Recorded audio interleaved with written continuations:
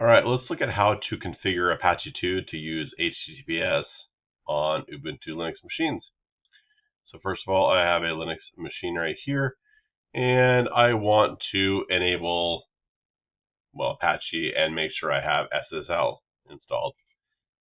So if I go over here and I type in localhost, I try running that and it says unable to connect because I have no server installed at all. So I will switch over to root, and once I have it at root, I'm going to install my Apache web server. So apt install Apache2. I also want to install my OpenSSL at the same time because I'm going to be using OpenSSL in order to create my certificates and even self-sign them. All right. Now that I have my Apache web server installed, I don't need to actually run it yet, but I can go ahead and start it up if I want to. All right. First, I'm going to go ahead and look at the directory. So if you go to the etc Apache2 directory, you can see there are a bunch of files and directories here. In this, everything that has a conf in the front is for configurations, and then it has a mods in front of it is for modules, and then sites is for sites. Now I want to enable the SSL module. It's in mods available, but I want to actually enable it. So I do A2N mod SSL, and that will enable my SSL module. Now, it doesn't actually do everything I want. All it does is it makes it so that module is now available. If I look into the mods enabled, you can see that SSL is now in there. And there's also a configuration file and a load file, and so it uses that to load it. The next thing I want to do is I want to create my certificate. I need to get a key and a certificate. So I'll switch directories, go to my root directory, and I'll just make them here. So first of all, I create my key. So I do OpenSSL gen RSA, and my output is going to be a key. So I'm going to call this one, let's see, I'll call it example.key, and I'm going to get 2048, which is a nice big key. All right, so that's great. I have a key. Now, the next thing I'm going to do is take that key, and usually you generate a certificate signing request, and that certificate signing request you then give to your certificate authority, whoever that is, and pay them a bunch of money, and they will sign it for you, which is nice, but it costs money. But I need to generate it first. OpenSSL REQ request new, and my key that I'm going to be passing in is my example.key. My output is going to be my example.CSR for certificate signing request. Now this one wants me to enter information about who I am. So my country is US. I'm in Oregon. I could say my city, Eugene, and my organization, maybe it's called Example LLC or something like that. All right, and then I can add an organizational unit name if I want, like maybe I'm in the sales department. It doesn't matter. And then I need a common name for my server. So maybe my server is going to be called www.example.com. And my email address might be maybe webadmin@example.com. And then if you put a password here, this will force you to actually type in the password every time you want to start the server, which is a really bad idea. So just leave it blank. All right. Now I have my certificate signing request. You can see right here, I've got my certificate signing request example CSR, and I've got my example key. All right.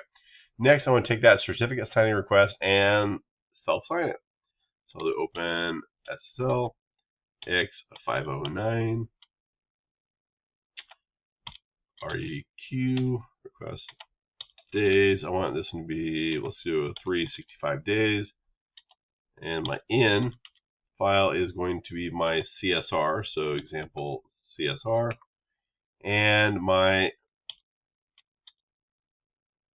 sign key, I'm going to sign it with my own key, which is my example.key. And my output is going to be my example.crt for my certificate. And so then I sign it, and it's all signed. Okay. Now, the next thing you want to do is probably install the key, right? You've got this key, and you've got this certificate. The question is, where do you install it? So let's take a look.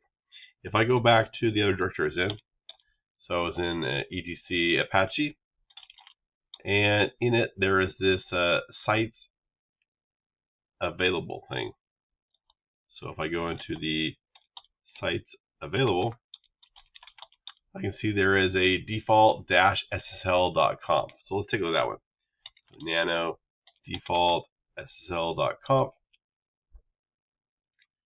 And I can scroll down and I can see this SSL certificate file, and I can see an SSL certificate key file. So the key is my key, and the certificate is my certificate. So I'm going to go ahead and change this. So I'll call this one example.key, and I'll change this snake oil thing up here and change it to my example.crts for certificate. Next, I need to put the files into the locations. You can see they're in etc SSL. The cert is for the certs is for the cert, and the private is for the key because the key is private. All right, so we'll go ahead and exit out. Save that. Go back to my root directory, and we'll take a look. And you can see there is this example.crt and example.csr. So I will copy example.key over to the etc SSL private directory, and I will copy the example.crt file to the etc SSL certs directory. So now they are both in the correct location. Now I just need to enable the site. So if I go ahead and type in A2EN site, I can enable the site. So this one is default-SSL. And you can get that, and so now it is enabled. So I've got my SSL module enabled, and I have the default SSL site enabled. I have the key in place, and now I think I should be able to just go ahead and start the Apache web server. So I will do systemctl restart Apache2, and it's good to do a little status check just to see if it's running the status. And you see that yes, it is running, and it looks like it's good. At this point, you might want to also enable it if it's not already enabled. Except I have to spell enable correctly. And then it's good to go. All right, I'm going to go back over to this and try loading the page. First of all, let's try it without the HTTPS, just regular HTTP. And it loads and it says it works. Then we'll try it with the HTTPS and try loading it. And it says, warning, potential security risk. The reason it says this is because this is a self-signed certificate. So I'll go to advanced, and I'm going to accept the risk and continue. And then it says it works, and I'm there. I can click on this little icon up here. It says site not secure. I can, more information. I can then view the certificate that I installed. You can see it was verified by Example LLC, and you can view the certificate. You can see where it was issued, information about who the admin is, and all that important information about the key. But either way, this is how you get a key installed and how you get it working on Ubuntu Linux.